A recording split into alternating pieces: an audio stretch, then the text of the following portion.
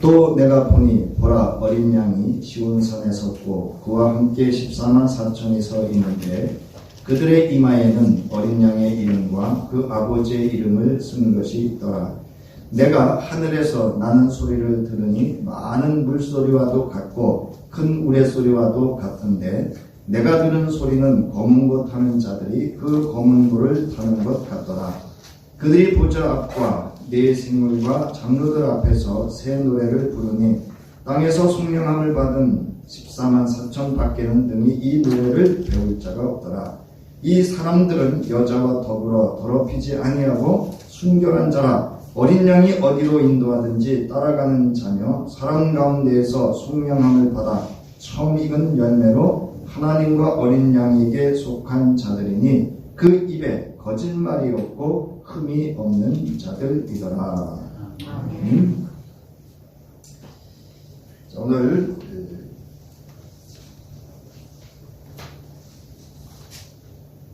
말씀의 제목은 승리자가 부르는 새 노래입니다. 승리자는 여기서 이제 14만 4천 명의 상징적인 수죠.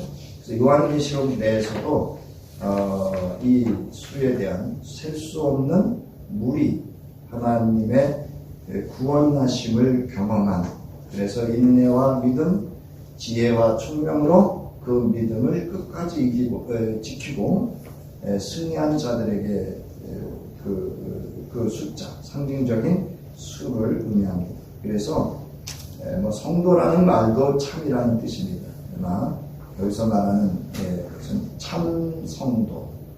왜냐하면 하나님이 참이시기 때문에. 그래서 이 14장 1절부터 5절에 있어서는 14만 4천이 누구인가, 그리고 14만 4천이 될 수 있는 자격은 무엇인가 라는 거죠. 우리가 말하는 그 천국에 입성할 수 있는 표가 있다 했죠. 그 표가 1절에 나와 있습니다. 그들의 이마에는 어린 양의 이름과 그 아버지의 이름을 쓴 것이 있더라. 그래서 어린 양과 하나님을 동일시함으로 해서 예수가 그리스도이심을 증거하는 것이고, 예수 그리스도를 통한 하나님의 구원의 성취하심이 그 성도들을 통해서 이루어지고 있는, 그래서 이 14만 4천이라고 하는 숫자는 바로 예수 그리스도의 생명을 얻은, 그래서 이름이라고 하는 것은 여러분 동일시하는 겁니다. 그래서 저와 여러분 예수 그리스도를 믿는 모든 이들에게는 그날에, 주님이 다시 오시는 그날에 주님과 동일시한 그 영광으로 하나님 나라에서 영원히 이제 어떻게 살 것인가를 이야기하고 있습니다. 그리고 그들이 어떻게 이 땅에서 살았는가도 이야기를 하고 있습니다. 그래서 이 14장 1절부터 5절은 오늘날 우리가 말하는 그리스도인, 성도란 어떤 존재이고 어떻게 살아야 되는 것이고, 그 결과가 어떻게 보상이죠. 보상으로 하늘나라에서, 천상에서 주어질 것인가를 선견자 요한을 통해서, 그의 환상을 통해서 우리에게 증거해주고 있는 내용이 바로 14장 1절부터 5절에 있는 내용입니다. 오늘은 2절과 이제 3절의 말씀을 살펴볼 텐데요. 자, 2절을 보면 내가 하늘에서 나는 소리를 들으니 많은 물소리도 같고 큰 내성도 같은데 내게 들리는 소리는 검은 고 타는 자들의 그 검은 고 타는 것 같더라. 이렇게 이제 선견자 요한이 본 환상을 증거를 합니다. 자, 이때 하늘에서 선견자 요한은 하늘에서 나는 소리를 듣습니다. 이 소리는 바로 1절의 연속으로 주어지는데요. 1절을 보면 선견자 요한이 이렇게 말합니다. 나는 봤다, 이렇게 얘기를 합니다. 2절에서는 나는 들었다, 이렇게 이야기를 합니다. 이 소리는 많은 물소리와도 같고 큰 우레소리와도 같으며 검은 고를 타는 것과도 같았다. 자, 요한은 자신이 하늘로부터 들리는 이 크고 놀랍고 신기한 이 음성은 세상 그 무슨 소리로도 표현할 수 없으나 선명하고 분명하게 생생하게 들었음을 묘사하고 있습니다. 오늘 찬송가 442장 저 장미꽃 위에 있을 아직 맺혀있는 그때에 귀에 은은히 소리 들리니 주 음성 분명하다. 오늘 우리 헌금 기도 제목 중에 이 계절에 대해서 풍요로운 계절 이렇게 표현하신 분이 있는데요. 가장 그 신앙의 경험의 깊이가 깊어질수록 경험되어진 게 있는데요. 그게 하나가 바로 자연 속에서 하나님을 은혜를 경험하는 겁니다. 네, 여러분 그냥 무심코 들으시면 안 돼요.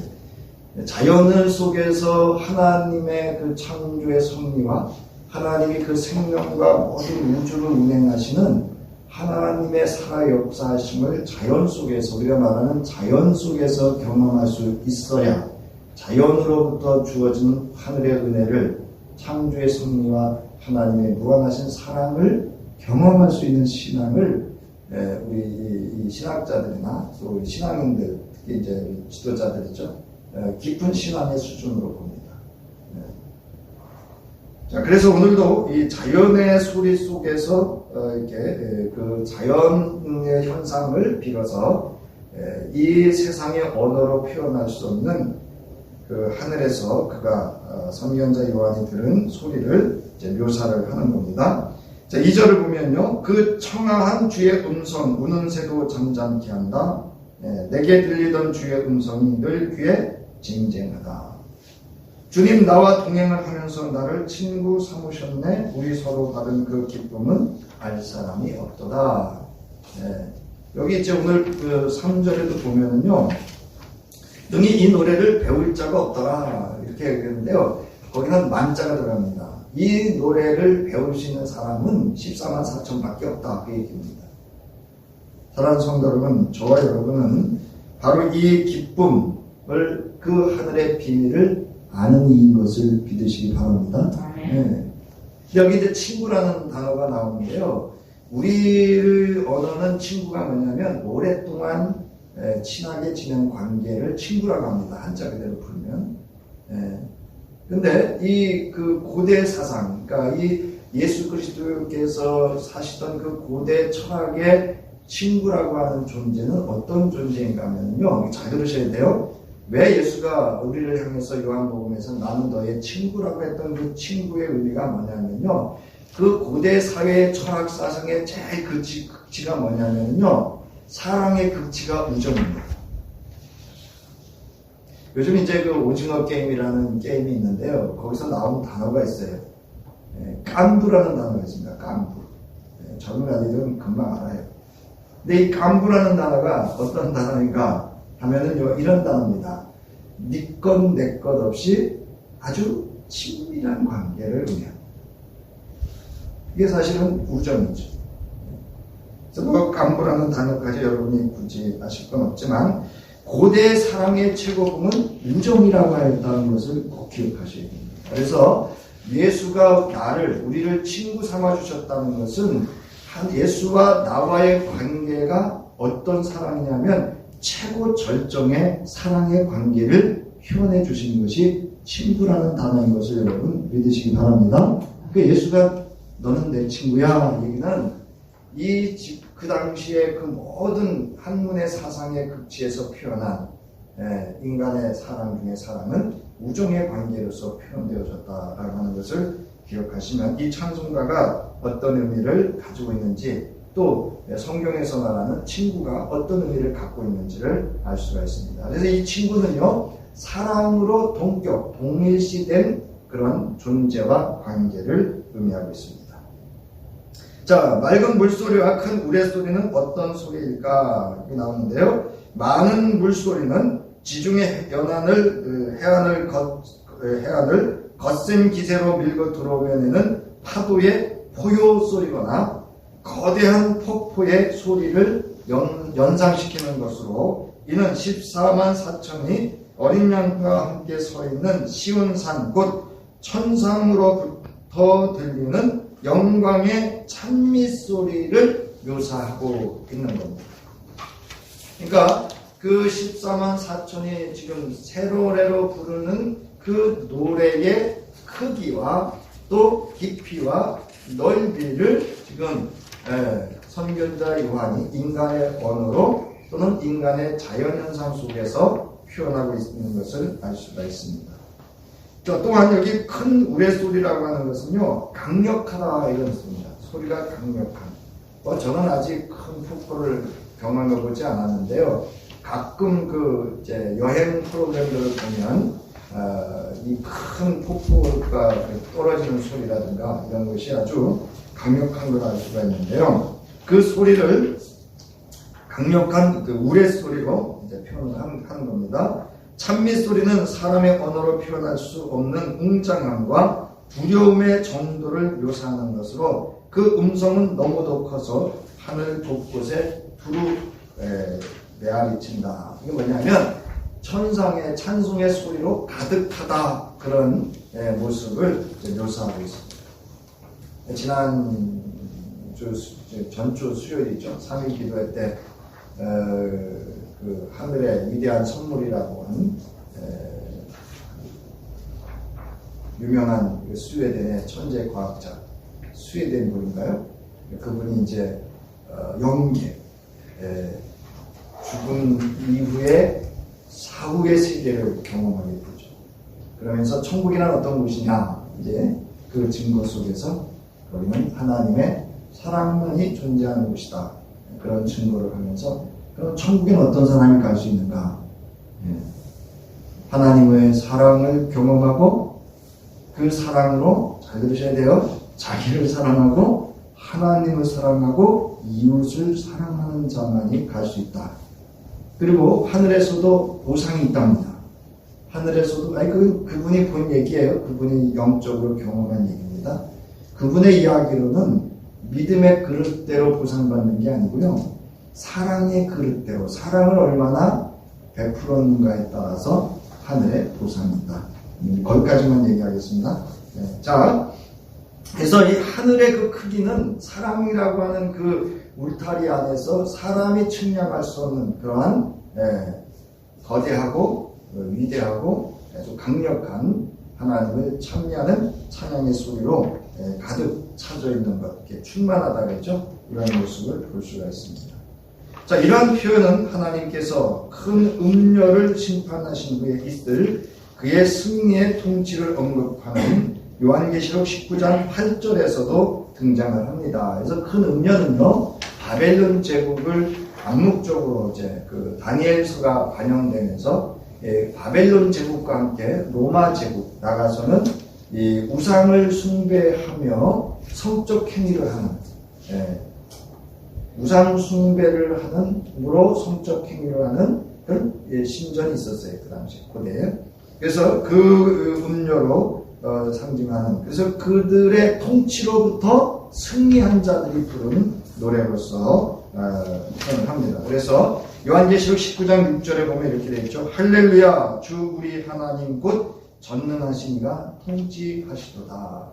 그러니까 찬양은 어떠한 자가 부를 수 있는가 하면, 하나님의 통치를 받는 것을 아는 자가 그 감사와 기쁨으로 하나님께 표현하는 노래가 찬양인 줄 믿으시기 바랍니다.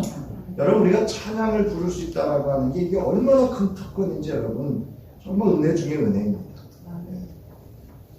자, 그러면서 이제 이 14장 보면, 이제 14장 2절 또 19장 6절에 보면 성도들이 하나님의 통치와 짐승을 이기신 것을 찬송하는 동일한 사상을 여기서 우리가 볼 수가 있습니다. 자, 그래서 내게 들리는 소리는 또한 검은 곳 타는 자들의 그 검은 곳 타는 것 같다라 이렇게 되어 있어요. 원래는 이게 번역을 하면 하프가 됩니다. 하프. 그런데 이 당시에 번역할 때 우리나라에는 그 하프라는 단어를 아마 모르지 않았을까 이렇게 싶은데요. 왜 검은 곳 타는 자들일까 제가 이제 말씀을 준비하면서 이렇게 생각을 해봤는데요. 여러분, 검은 곳 타는 사람들이 검은 곳도 타지만 검은 곳을 타면서 뭐도 하죠? 노래를 부르죠.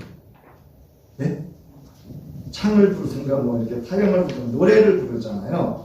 그래서 그 모습을 우리 번역하면서 담아놓은 것 같아요. 그래서 이 말은 무슨 이야기인가 하면 검은 고를 타면서 노래하는 장면을 묘사하고 있는 겁니다. 이 표현은. 그래서 여기 뭐 헬라어로 이제 검은 고 타는 자들을 이제 하피스트라고 이렇게 하는데요. 키사리 존토. 그래서 이 키사리라는 말이 뭐냐? 키사리 또는 키다리라는 말이 뭐냐면 우리 기타 있죠, 기타. 이 기타라는 단어의 어원입니다. 그래서 이 악기는요 이렇게 생겼어요. 저 보세요. 대부분 기타는 이렇게 줄이 이렇게 하나 나가 있잖아요. 머리가 이렇게. 근데 이거는 이렇게 나가 있습니다. 두 개가 나가 있고요. 뒤에 통이 달려 있습니다. 그래서 줄이 2개에서 많게는 12줄까지. 근데 오늘 이제 본문에 나오는 이 검은 거는 이 하프죠. 이거는 이제 7줄 정도로 보고 있습니다. 뭐 그런 거는 이제 여러분 그냥 우리가 말하는 이제 지식으로 알고 있으면 좋습니다. 자, 중국의 밑에서 4번째, 5번째 줄을 보면요. 검은 고를 의미하는 이 키사라는 검은 고를 타다라는 뜻하는 키사리 쪽 검은 고 연주자를 의미하는 뭐 쭉 나오는데 그래서 결국 악기를 타면서 악기를 치면서 여기선 탄다가 맞죠? 하늘에서 노래를 부르는 찬양의 소리를 의미합니다. 그런데 이 악기가 이제 상징적인 의미가 있는데요. 이 구약 성서에서 이 악기는 하나님 앞에 찬송을 드릴 때, 즉 예배를 드릴 때 사용했던 그런 악기라고 하는 겁니다. 그러면 우리가 이제 이 표현을 통해서 알 수 있는 건 뭐예요? 하늘의 천상의 이 14만 4천이 하나님 앞에서 뭐를 드리면서 찬양하는 거예요? 예배를 드리면서 하나님을 경배하면서 찬양을 드리고 있는데 그 모습이, 그 소리가 맑은 물소리와 큰 우레소리 같은 그런 위대하고 웅장함을 표현하고 있는 것을 알 수가 있습니다. 여러분, 이게 장차 우리가 경험해야 될 바로 그 사건이 경험해야 될, 경험하게 될 우리 모습을 여기서 이제 보여주고 있는 겁니다. 그래서 여러분 3페이지 이제 보시면은요, 중간쯤에 검은 고를 타는 자라는 그 단어 밑에 보시면요, 검은 고와 새 노래 좋아하는 계시록 5장 8절로부터 9절과 15장 2절로부터 4절에서도 주어지는데 이러한 조화는 일관성 있게 구속받은 교회 공동체에 의해 주어지는 것이 공통점이다. 여기가 중요한 말씀입니다. 사실 무슨 얘기냐면 하나님의 구원의 역사는 교회를 통해서 이루어지고 있다. 그래서 여러분 교회가 그래서 중요한 겁니다.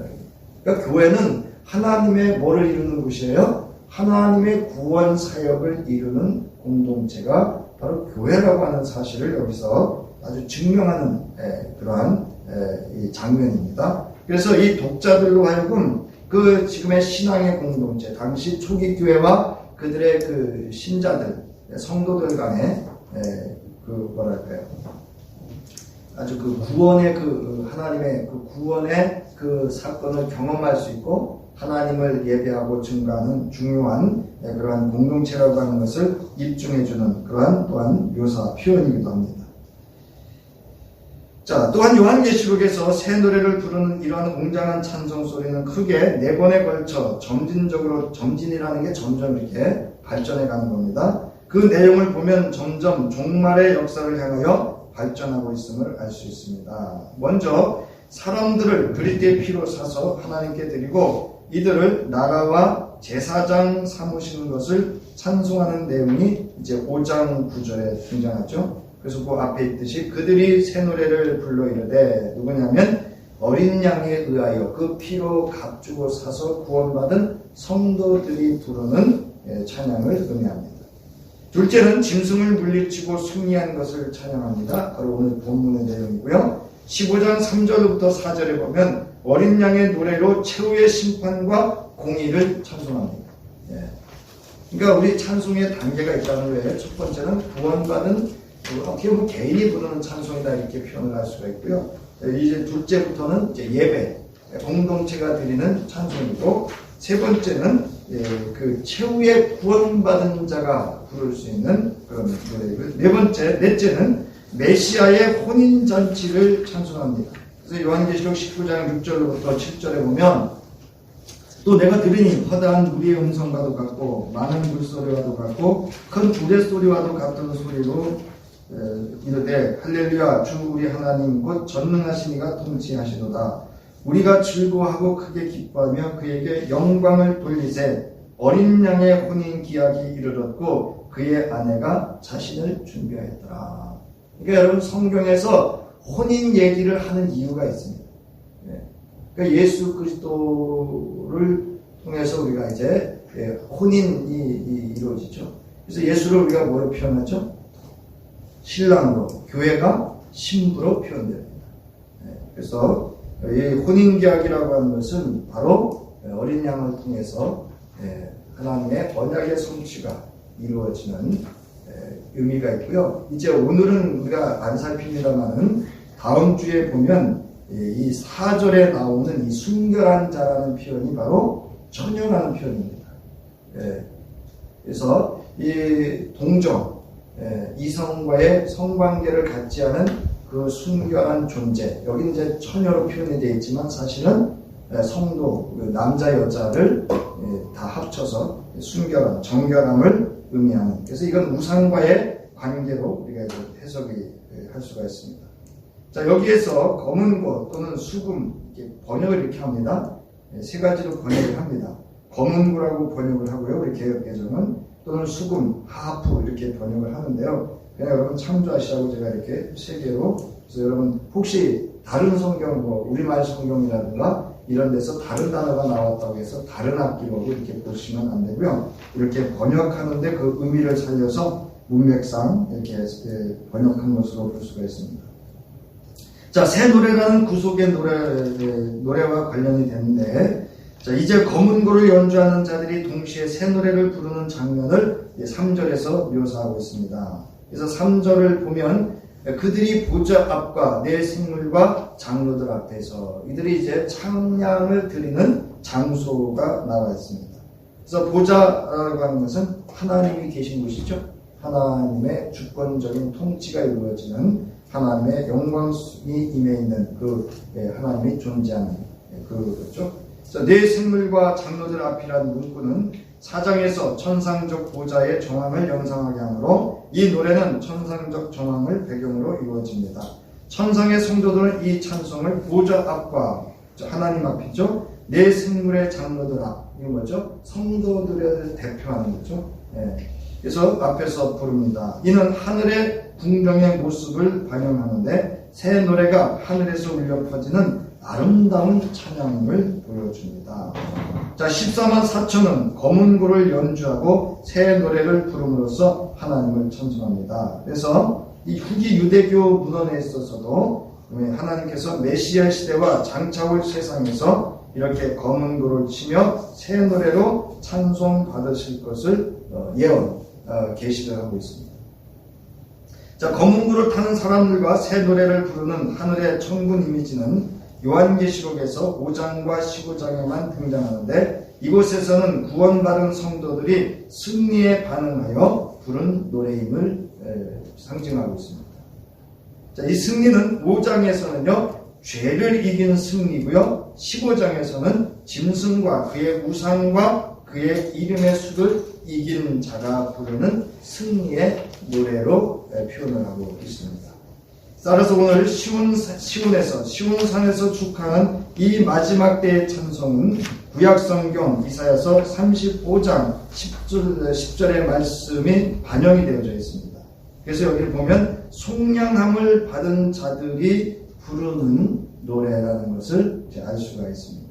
그러므로 오늘 본문의 이미지는 하나님이 성도들을 위해 죄와 짐승을 이기신 승리를 기념하여 하나님을 찬송하는 구원받은 성도들을 묘사하므로 요한은 지금 2절에서 들은 것과 그가 1절에서 본 것을 이제 3절에서 해석하고 있는 겁니다. 시온산은 세상 전역에서 구원받은 남은 자들이 하나님께 피난처를 얻고 하나님이 이기신 원수들로부터 구원받은 곳입니다. 시온에서 승리와 구원의 절정이 마침내 임했다는 것을 선견자 요한은 천상에서 보고 들은 것을 생생하게 증언하며 청중들에게 신앙으로 위로하고 권면하고 있음을 여기서 우리가 볼 수 있는 겁니다. 그러니까 여러분 이제 어제 제가 이제 이것 때문에 고민을 많이 했는데요. 그래서 후배하고 목사하고도 이런저런 이야기를 많이 나눴습니다. 이 요한계시록에 있는 이런 그 단어들을 우리가 많이 경험을 안 했기 때문에 저도 쉽게 여러분에게 말씀을 전하고 싶은데 이런 개념 정리가 안 되면은 이 말씀의 의미가 이렇게 왜곡될 수가 있습니다. 그러니까 내가 지금까지 들었던, 내가 지금까지 경험했던 그 신앙의 언어와 한계 속에서 해석을 하게 되면 이 요한계시록이 주는 풍성함을 누릴 수가 없다는 거예요. 그래서 개념을 좀 말씀을 듣다 보니까 전하는 저도 좀 힘들고 듣는 여러분도 좀 힘들 수가 있는데요. 이 새 노래라고 하는 이 단어가 어떤 의미를 주고 왜 우리가 성도가 이 땅에서 어떤 믿음 생활을 해야 되는지를 깊이 선지자 요한의 환상을 통해서 지금 우리로 하여금 경험케 하시기 위한 그런 이 사건이라고 하는 겁니다. 그래서 좀 어렵더라도 그래서 이 새 노래라고 하는 것은 보세요. 구약 성경에서 늘 원수를 이기신 하나님의 승리를 찬양하는데 표현되어졌다. 입니다. 제가 요즘 이제 새벽 기도에도 그렇고요. 말씀을 준비하면서 느끼는 것 중에 하나가 있는데 그게 뭐냐면요. 구약 성서에서의 단어의 개념을 모르면 신약 성서가 해석이 안 됩니다. 이제 그걸 알기 시작을 했어요.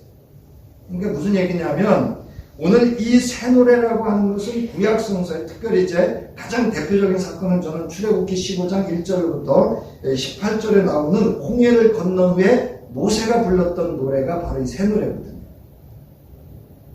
그러니까 구원받은 주의 성도들이 온전히 하나님의 구원하심과 그 원수를 이기신 승리를 높여 부를 수 있는 땅의 노래가 아니고 하늘로부터 주어진 노래가 새 노래라는 거예요. 이거는 구속함, 하나님의 구원하심을 경험한 자만이 부를 수 있는 노래를 표현하고 있습니다. 자, 밑에 보세요. 이제 새 노래는 다시 불립니다. 하지만 그 노래는 규모가 더 크고 또한 마지막으로 불리는 새 노래입니다. 그러니까 여기서 이제 새 노래는 무엇인가를 정리하면 이렇습니다. 구속받은 주의 백성들이 이 땅에서 믿음으로 하나님의 구원의 승리를 경험하고 14만 4천 그 예수 어린 양의 이름과 하나님의 이름으로 하나님 앞에 보좌에서 부르는 하나님의 영광을 높이는 노래를 의미한다. 자, 이제 그 6페이지죠. 자, 오늘 본문에서 합창 소리가 이처럼 큰 이유는 그 소리가 모든 나라와 족속과 백성과 방언에서 나온 이루 셀 수 없는 커다란 무리들, 곧 그리스도께 속량함을 받은 사람들이 부르는 찬송이기 때문입니다. 그러니까 여기에 누구도 속한다는 거예요? 저와 여러분도 여기에 속해 있음을 믿으시기 바랍니다. 이거를 경험하게 하는 거예요, 지금. 그러니까 선지자 요한이 환상을 보고 그 환상을 그 당시의 독자들에게, 청중들에게 증거하는 것은 그 하늘의 경험을 이 땅에서도 경험할 수 있도록, 그래서 그들의 신앙을 더욱 굳세게 말씀 위에서 인내함으로 지키고 그 세상의 권세, 로마 제국이라고 하는 강력한 로마 제국, 나아가서 세상의 그 주권자들의 그 세력과 나아가서 우상 숭배자들, 여기서 말하는 용과 첫째 짐승과 둘째 짐승에게 속임을 당해서 넘어지지 않는 그 믿음을 지킬 수 있도록, 그래서 하늘의 소망을 둘 수 있도록 하는 그 증거가 바로 오늘 이 본문의 내용입니다. 자, 이는 그 소리가 무수히 많은 군중에서 나오는 소리이기 때문이며 그 군중이 단지 문자적인 14만 4천이 아니라 온 세대에 걸쳐 구원받은 충만한 수인 까닭입니다. 이 수에 저와 여러분도 속해 있습니다. 자, 그런데 이 노래는 보세요. 땅에서 구속함을 얻은 14만 4천 밖에는 이 노래를 배우고 부를 수 없다. 이렇게 선교연자 요한은 증언합니다. 그래서 이 밖에라는 단어는요, 뭐뭐 외에는 없다 이런 뜻입니다. 자, 땅에서는 땅으로부터 곧 땅으로부터 구속함을 받은 14만 4천은 하늘에 존재하는 14만 4천이며 이는 1절에서 어린 양과 함께 시온산에 서 있는 14만 4천과 동일한 무리입니다. 바로 이들만이 검은 굴을 연주하며 새 노래를 부를 수 있습니다. 즉 땅에서 믿음으로 어린 양의 구속 역사를 받아들이고 성령함을 받고 그 인내와 믿음을 지키고 승리한 14만 4천 외에는 배울 수도 이해할 수도 부를 수도 없는 노래. 그러므로 이 노래가 오직 하나님의 보좌 앞에서 하나님께만 올려드리기에 합당한 찬양임을 보여주고 있습니다. 자, 땅에서 속량을 받은, 땅에서라는 것은 속량을 받은 장소로, 즉 지상에 있을 때 주님을 고백하고 영접해야 합니다. 속량함을 받음은 완료의 의미가 있습니다. 완료. 그래서 구속행위의 완성과 그 결과 성도들의 구속함을 받은 상태를 암시하는데 바로 구속함을 받은 결과적 완료 상태를 의미합니다. 그러니까 이 14만 4천이라고 하는 새 노래를 부르는 사람, 부를 수 있는 이들은 하나님의 구속이 완성된 자들을 의미합니다.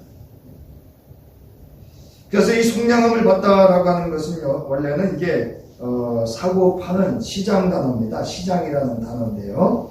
이 아고라라고 하는데요. 여기 이제 쭉 그 단어의 설명이 있는데요.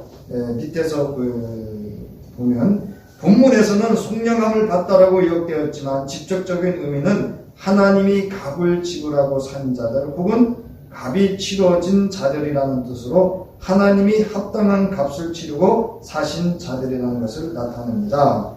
예수께서 주화가 될 경우 보혈로 죗값을 치르다는 의미로 통용되므로 그러므로 속량함을 받은 자란 하나님이 어린 양이신 예수의 핏값으로 사신 자들입니다. 특히 수동태가 사용된 거 이거 주목해야 돼. 수동태라고 하는 건 뭐냐면 밖으로부터라는 뜻이에요. 내 스스로 구원에 이르지 못한다는 얘기예요. 이 수동태라는 거는 신적 수동태는 하나님만이 구원을 이걸 하실 수 있다 이런 의미입니다. 오직 하나님의 전적인 주권과 선택에 의해 속량을 받은 자들임을 나타냅니다. 그러니까 여러분, 저와 여러분은 어떤 존재인가를 우리가 여기서 확증할 수 있습니다. 이게 은혜죠. 아멘? 네. 저와 여러분을 하나님께서 누구를 주고 사셨다는 얘기예요? 어린 양을 그 핏값을 생명을 내어서 우리를 값을 치르고 사셨다는 얘기입니다. 그러니까 우리의 생명은 누구의 생명이죠? 따라서 예수의 생명. 그러니까 내 존재는 이제 내가 아니에요, 여러분. 예수의 생명. 하나님께서 예수의 생명을 주고 나를 사셨기 때문에 내 생명은 예수의 생명과 동일시되는 겁니다. 이제 이런 게 은혜의 비밀이죠. 이게 아주 큰 우리에게 좀 위로가 되고 여러분에게 신앙생활과 삶의 자기 정체성을 분명히 알 수 있으면 좋겠습니다. 여러분, 이제 인간이 살면서 가장 어려운 게 뭐냐? 인간이 다른 동물과 다른 점이 뭐죠? 나는 누구인가를 아는 겁니다. 그래서 나는 누구인가를 알기 위해서 우리 하는 게 있죠? 공부를 하죠. 그 다음에 이제 우리가 말하는 철학, 이런 것들, 그것도 다 공부에 속합니다만, 가장 중요한 게 뭐냐면 종교입니다. 여러분, 짐승이 종교 행위하는 거 보셨어요? 아무리 서당개가 풍어를 읊는다고 하더라도요, 교회 마당 끝에 개 있는 개가 3년 됐더니 여기 와서 예배당에 와서 예배 드렸다? 그런 얘기 들어본 적이 없습니다. 누구만이 예배를 할 수 있어요? 종교행위는 사람만이 할 수 있습니다.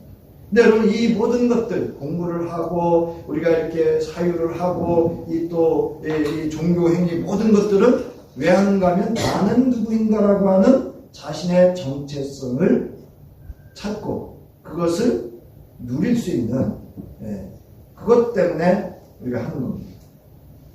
그래서 종교는 가장 먼저 나는 누구인가가 신으로부터 분명하고 선명하게 그 정체성이 드러나게 되는 것이죠. 그래서 바로 우리가 예수 그리스도를 믿는 이유가 뭐죠? 나의 정체성, 나는 누구인가가 예수 그리스도를 통해서 분명하게 세워지는 거죠. 드러나는 거죠. 자, 여러분, 나는 누구죠? 예수 그리스도 안에서 나는 누구죠? 하나님의 자녀입니다. 맞죠? 네. 근데 그거예요. 내가 하나님의 자녀, 예수의 생명을 사고 산 존재로서의 하나님의 자녀로서의 이 땅에 그 권세를 누리는 것, 그게 여러분 신앙입니다. 이걸 이제 저는 어느 아침에 이런 생각했어요. 신앙의 자부심. 그리스도인의 자부심이 있어야 돼요. 그래야 세상 나가서 우리가 말대로 세상의 기세에 눌리지 않죠. 여기까지죠. 자, 그래서 이 그 속량함을 받다라는 것은 죄의 심판을 이긴 승리에도 사용되지만, 잘 들으셔야 돼요. 죄에서 이긴 것도 의미하지만 오늘 본문에서는 뭐냐면요, 세상의 박해와 유혹과 그 속에서도 이긴 자에게 적용된 단어라는 겁니다. 자, 이제 마지막 장이요, 그 뒷장이요. 그래서 능히 이 노래를 배울 자가 없더라. 그래서 여기 없다라고 하는 것은 하나님의 공의로운 심판 행위도 담겨져 있는 표현입니다. 자, 이들 외에는 새 노래를 부를 수 있는 자는 없습니다. 네. 여기 보면요, 그 배울 자가 없더라 할 때요, 거기 없더라는 단어가요, 하나도 없다는 거예요. 아무도 없다는 거예요. 자, 그래서 이건 그냥 할 수 있는 사람만이 있다 이런 뜻입니다. 배우다라는 뜻은 경험을 통해 습득하는 것을 지칭하지만 이 새 노래는 인내하며 믿음의 길을 통과한 이들의 입술에 주님이 직접 허락하시는 노래, 하늘로부터 주어지는 노래라는 겁니다. 이게 새 노래입니다. 그래서 이 새라는 단어가 어떤 뜻인가 하면요, 바로 개혁이라는 단어입니다. 그러니까 지금까지는 우리가 세상의 기준으로 세상의 모든 것들을 세상의 근원으로 살았는데 이제 이거를 개혁한다는 거예요. 즉 세상에 우리가 통치를 받고 그 속에 살았지만 이제는 하나님의 통치를 받고 하늘로부터 주어지는 노래를 부르는 속량함을 받은 존재로서의 삶을 살아갈 것을 다시 한번 권고하는 겁니다. 그러니까 결국은 뭐냐? 이 2절과 3절을 통해서 예수 믿는 사람은 이러한 존재로서 이렇게 살아가야 된다라고 하는 것을 밝히 이제 그 선견자 요한의 환상을 통해서 증명하고 있습니다. 따라서 이제 2절과 3절을 제가 이렇게 정리해 봤습니다. 첫 번째로 주의 음성을 듣고 볼 수 있는 신앙이 되어야 합니다. 아멘. 우리는 누구가 말 좀 하면 거기 막 흔들리잖아요. 누가 나한테 이랬대, 누가 이랬대, 저랬대. 거기에 흔들리지 마시고 이제 저와 여러분은 주의 음성을 깊이 듣고 자연 속이든 아니면 우리의 삶 속에서 하나님이 하시는 일들을 볼 수 있는 그런 영안이 열릴 수 있기를 주의 이름으로 축원합니다. 두 번째로는요, 하나님을 찬미하는 자의 삶의 신앙입니다. 여기 보면 검구를 본인이 직접 친다 그랬잖아요. 그러니까 우리는 우리 스스로가 노래하는 자가 되어야 돼요. 뭐를 노래하는 자요? 하나님을 노래할 수 있는 성도 되시기 바랍니다. 여러분 찬양을 많이 부르세요. 아니면 많이 들으시던가요. 그 다음에 세 번째로 새 노래를 부를 수 있는 속량함을 받은 구속의 은혜를 알고 택함받은 자로서의 합당한 신앙과 삶의 자세, 삶의 방식을 우리는 가져야 합니다. 그래서 말씀의 결론은 은혜를 아는 자가 복 있는 자입니다. 그래서 여러분 한 주도 하나님의 은혜, 내게 베풀어 주신 그 은혜를 은혜로 알고 감사하면서 그 은혜를 누리는 복된 삶이 되기를 주님의 이름으로 축원합니다. 이제는 이 땅 위에 속량함을 받은 존재로서 하늘의 새 노래를 부르며 하나님의 영광스러운 그 영광에 예배하는 자로 우리의 일상을 살아가기를 결단하며 돌아가는 저희들 위해 하나님의 함께 하심과 우리 주 예수 그리스도의 구속의 은혜와 성령의 감동감화 역사 충만함과 세임과 새 능력과 새 지혜가 저들의 존재와 삶 속에 또 저들의 가정과 모든 삶의 영역 속에 이제로부터 영원히 함께 하시기를 간절히 축원하옵나이다. 아멘.